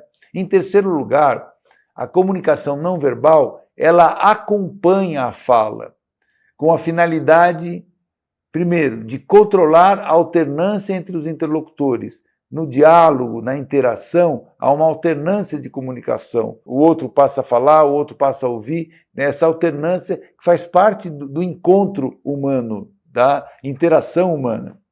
Depois, monitorar o tema da conversa. A gente estabelece um tema, a gente vai conduzindo esse tema. Né? Em terceiro lugar, monitorar a atenção dos participantes. Quando você está interagindo com uma pessoa, você observa se ele está atento ao que você fala, né? Se está entendendo, se está prestando atenção, né? E você está monitorando isso com a fala e com a comunicação não verbal. Também a comunicação não verbal tem a função de transmitir sinais relacionados às atitudes interpessoais, como afeto, desafeto, dominação, uma atitude de dominação ou de submissão, uma atitude de confiança ou de desconfiança, de maior ternura, carinho ou mais hostilidade, repulsa. Tudo isso nós estamos transmitindo com a comunicação não verbal. Ainda sobre as bases da comunicação não verbal, nós podemos dizer que ela se baseia em respostas automáticas e reflexas, sendo menos dependente do que a comunicação verbal de habilidades cognitivas adquiridas. Ela é algo mais automático, mais instintivo, mais reflexo. Né? Por isso também, em certo sentido, mais verdadeira. A comunicação não verbal, ela, por estar sob menor controle intencional, é considerada um sistema comunicacional mais espontâneo, mais sincero, mais verdadeiro que o verbal. Né? Ela tende a fornecer informações tão valiosas, eventualmente mais valiosas que a comunicação verbal. Né? Então, eu gosto de falar essa frase, né? Mente-se mais facilmente com as palavras do que com a expressão facial, corporal e a voz. Né? Os canais comunicativos dominados através de treinamento específico, como no caso de bons atores. Eu expliquei, né? Os bons atores conseguem, de certo sentido, num sentido positivo, vamos dizer assim, manipular a comunicação através da sua expressão não verbal. Uma pessoa que não tem esse treino não consegue fazer isso, né? Ou tem mais dificuldade, vamos dizer assim. Né? Em conversas regulares entre duas pessoas, estima-se que os componentes verbais provavelmente cubram menos do que 35% do significado social da interação. Assim, pelo menos 65% do significado social seria transmitido por canais não verbais. Veja a importância da comunicação não verbal, da expressão não verbal. Né? Obrigado.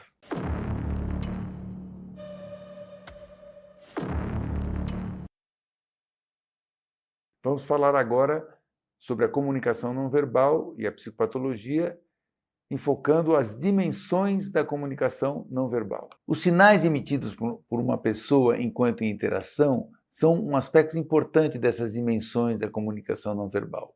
Esses sinais cobrem um amplo leque de sinais visuais, acústicos e, eventualmente, táteis e olfativos importantes na comunicação não verbal. Eles incluem os seguintes pontos. 1. O ambiente da comunicação no qual ocorre o encontro das pessoas. 2. A aparência física das pessoas em interação. 3. A proxêmica, o espaço físico entre duas pessoas. 4. Os vários movimentos corporais. E 5. A chamada paralinguagem. Vamos ver esses elementos. O ambiente da comunicação. O ambiente da comunicação é a influência do ambiente físico na comunicação humana que tem sido cada vez mais salientado. Por exemplo, o tipo de ambiente em que ocorre o encontro. Um ambiente pequeno, uma sala muito pequena, ou um ambiente muito grande, um ambiente mais barulhento ou mais silencioso, um ambiente mais escuro ou mais claro, com muitas pessoas ou com poucas pessoas. Esse ambiente pode afetar o humor das pessoas, a expressão corporal, a escolha das palavras e de temas da narrativa e do estado suficientemente relaxado ou não para uma rica comunicação verbal e não verbal entre as pessoas. Depois, em segundo lugar, a aparência física. É um sinal não verbal muito importante. Aqui estão incluídos o corpo das pessoas, sua forma física, a altura, o peso, os cabelos, a cor e a tonalidade da pele, o tipo de pele, uma pele com ou sem alterações dermatológicas, por exemplo. Isso inclui também a atratividade que isso suscita ou a repulsa corporal que isso suscita. Também incluído aí na aparência física as roupas que a pessoa usa, maquiagem, óculos, adereços, acessórios, pertences a pessoa, até, por exemplo, a bolsa que a pessoa usa, a mochila, a caneta, né? Além de outros elementos como os odores emitidos, né, pelo corpo, pelo hálito, por perfumes que a pessoa utiliza. Em terceiro lugar, a proxêmica, né, o espaço entre as pessoas. Então, a proxêmica é a utilização e a percepção do espaço que as pessoas estabelecem entre si. Como as pessoas usam e reagem à disposição espacial em relacionamentos humanos.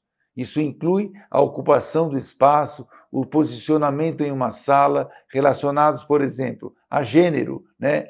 2 mulheres, 2 homens, um homem e uma mulher, né? Alguns homens e uma mulher, algumas mulheres e um homem, né? Ou seja, o aspecto de gênero, né? O aspecto de hierarquia, de dominação, de submissão, né?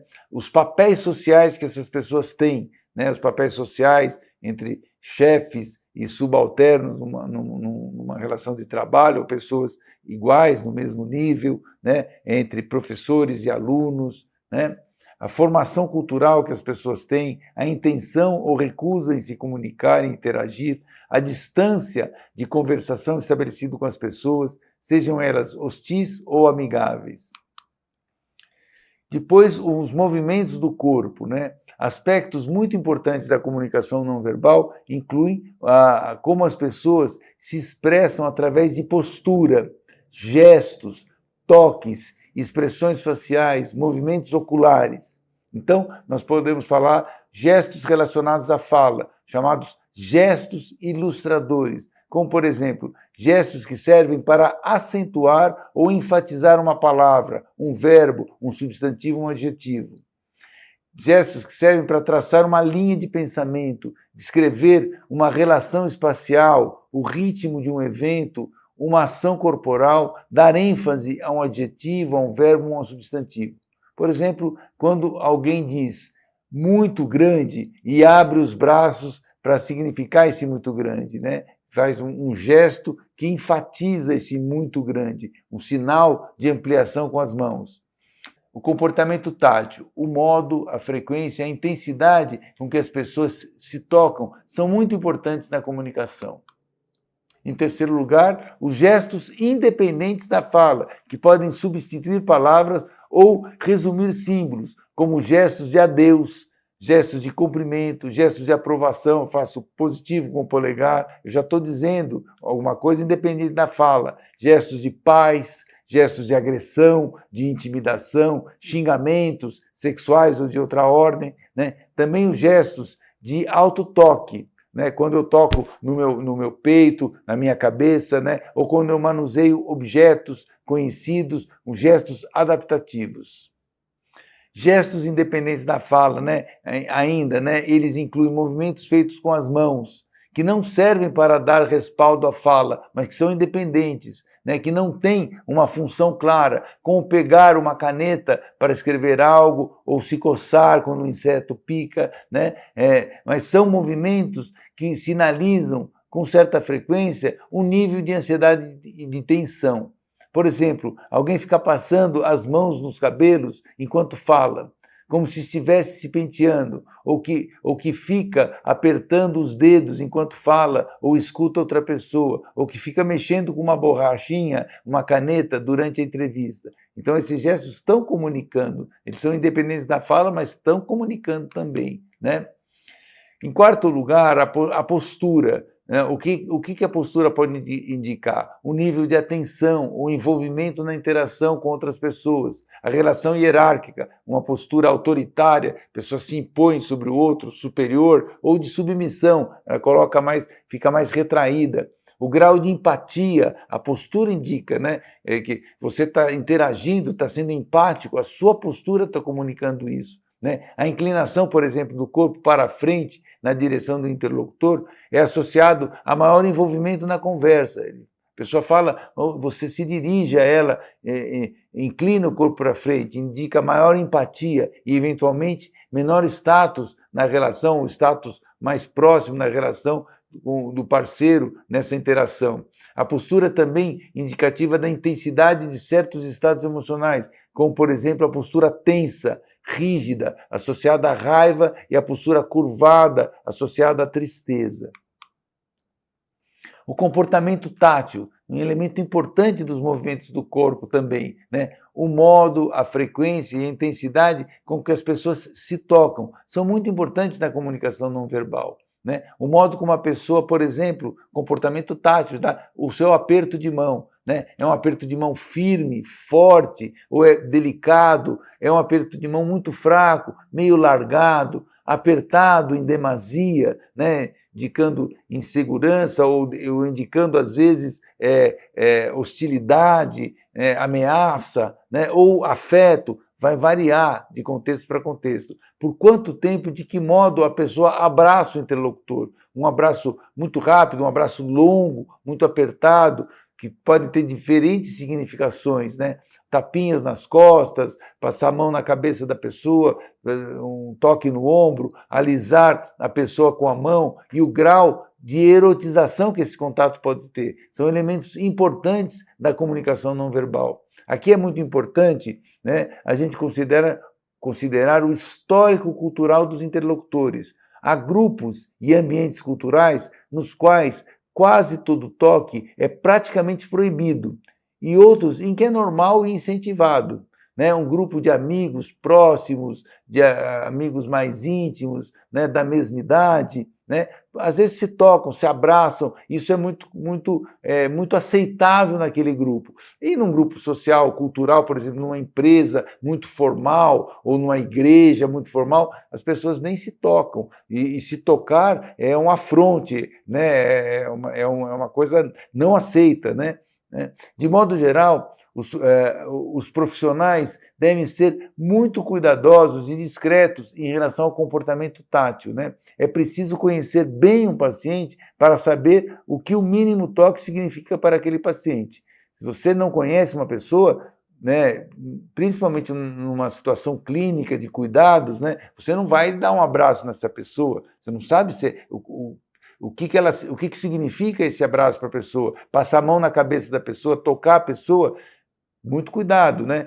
Em alguns momentos, quando você conhece a pessoa, você já tem uma ideia do histórico dessa pessoa, como é que ela reage, ela precisa de que você aperte a mão dela. É um sinal de respeito, de consideração. Às vezes um abraço tem um significado muito positivo para um paciente.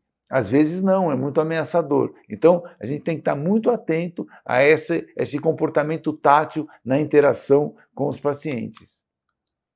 As expressões faciais, isso é um elemento importante dos movimentos do corpo, né? As expressões faciais, o rosto, as expressões faciais que revelam de forma particularmente importante o estado afetivo de uma pessoa.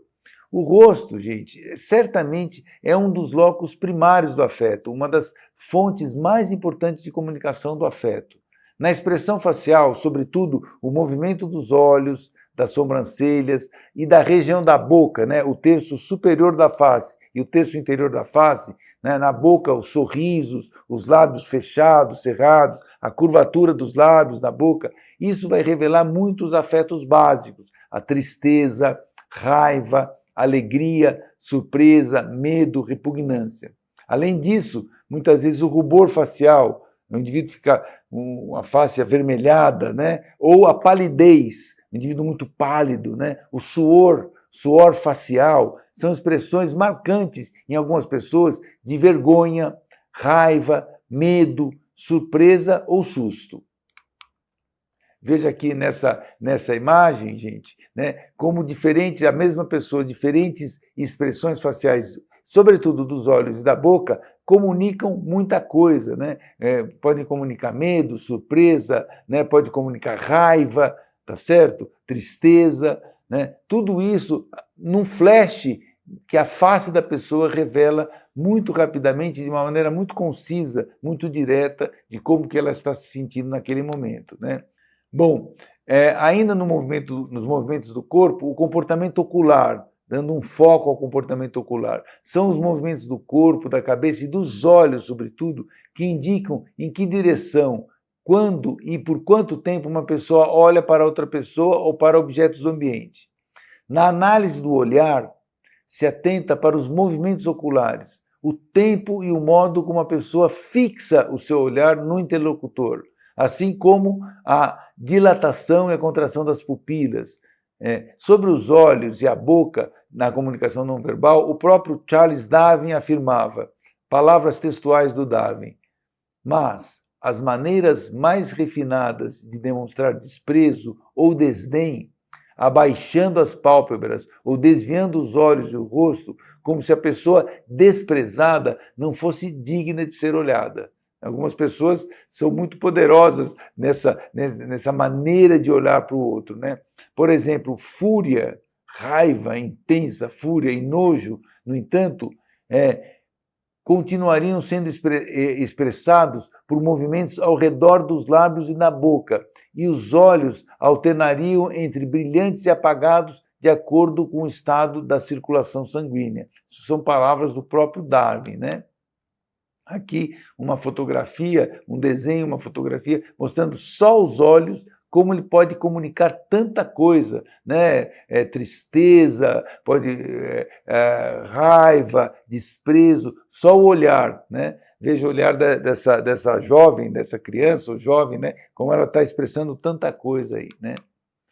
E a paralinguagem agora, né? São aquelas qualidades vocais ou vocalizações com latências de respostas, silêncios, pausas, que o indivíduo produz ou deixa de produzir na interação humana, na sua fala ao se comunicar verbalmente. A paralinguagem é, sobretudo, a maneira, né, o modo como se diz algo, e não o que foi dito, né? Então, ela vai dar uma força expressiva, afetiva, muito forte ao que é falado, a paralinguagem. São aquelas variações sonoras, as mudanças na altura da voz, na intensidade, assim como os silêncios produzidos com as pausas entre as palavras, o modo de articular as palavras, né? Isso vai dar, muitas vezes, o sentido próprio das palavras vai ser muito marcado pela paralinguagem, né? A paralinguagem inclui a prosódia, o que nós chamamos de prosódia, que é o canto, a entonação, as inflexões sonoras da linguagem falada. Então, a prosódia é constituída pelos aspectos sonoros da fala, que inclui a intensidade dos sons, um som forte, uma fala, eu falo uma palavra de maneira forte ou de uma maneira muito fraca, né? A frequência dos sons mais agudos, mais graves e a duração de cada som.